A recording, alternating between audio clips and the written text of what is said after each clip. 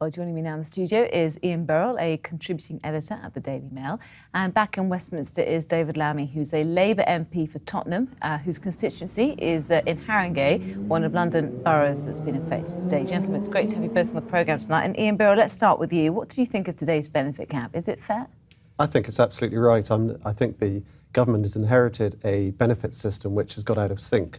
And although I don't support everything they're doing, I think they're mishandling some of the things like the bedroom tax and some of the disability benefits. I think this is absolutely right because it sends a really important signal to people that actually it's wrong that you can do a job as a nurse or a fireman or something like that and see people out of work earn more than you. It's just fundamentally wrong, and it sends a great message, and that's why it's so popular with the public. Yeah, it is popular with the public, David Lammy, isn't it? That's certainly something very important to remember. And surely it is all about fairness. If you go to work, you should, earn more money than when you sit at home not doing anything. I think we've got to think very clearly about the people who are being affected. In Tottenham, where this is being piloted, there are about 900 families. Half of them actually involve people who are in work. They're often single mums. They've got 3 or more children. They're working, but they're working part-time. They can't work more because of childcare costs and the sorts of burdens that are in front of most mothers who'll be listening to this programme. Why should we be turfing those women onto the streets when it's not them that gets the benefit, it's a landlord, a private landlord that gets the benefit, and that landlord is probably charging very high rates, which is what we're seeing right across London. It's the landlords that the government should be examining, not these women.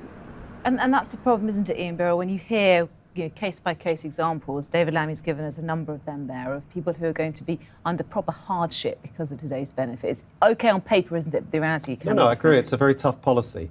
And David is right to say that the problem is the housing benefit bill has swollen so much. Trouble is it's swelled under Labour. It's £23 billion a year, as much as we spend on the transport system. And that's because Labour didn't build enough social houses, and they didn't allow them enough houses to be built. And actually, they're opposing the government's methods to try and get more housing built. I think the question that David doesn't answer is why should people in work doing jobs such as nursing or fire people earn less than people who are out of work and on benefits? What kind of incentive does that give? Maybe you'd like to answer that question, David Lammy. It's disingenuous to suggest that... No, answer the question, David. I know that's an alien thing, but answer the question. I'm going to answer the question if you give me the space. What you've just said, Ian, is disingenuous. It's disingenuous because many of those people are receiving benefits. They're receiving child benefit. They're receiving working tax credits. You're not counting that as part of the overall benefits bill. So that's unfair when you also take on board that many of these families who are affected today are actually working. They're working part-time. It's women with children who this cap will most affect. We will now be shoving them onto the streets, putting them into overcrowded accommodation.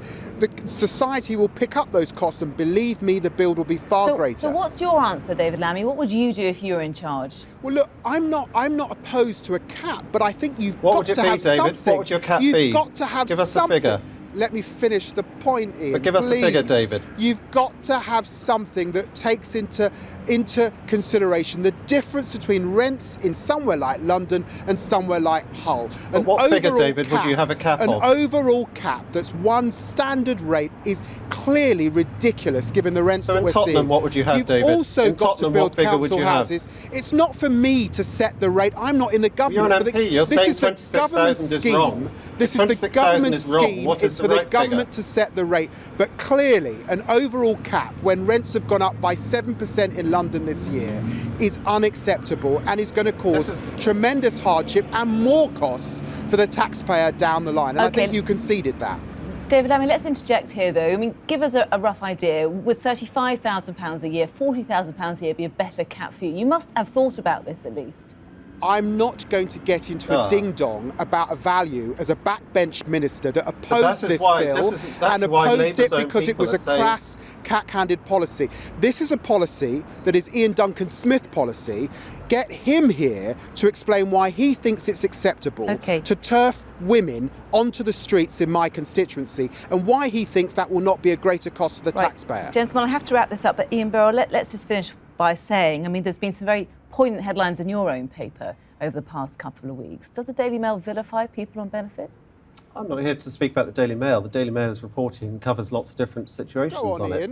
The You've been issue giving me here, a hard time. the It's issue become here the is the Daily fact that Mail. I was in Manchester the other day for the Mail on Sunday, its sister paper, and it was striking how people in this Okay. core Labour constituency were much harder line than the government, saying that actually they were horrified to find the cap was at 26,000. They thought it should have been far less, because a lot of them didn't earn that sort of money. Gentlemen, we and have to David leave it shows there. that there are no answers coming forward from Labour, which is why David Miliband's No, I popularity is suggested falling rent We in have to tomorrow's Guardian Okay, tomorrow. gentlemen, thank you very much for a very good debate. We have to leave it there. Thank you. Thank you.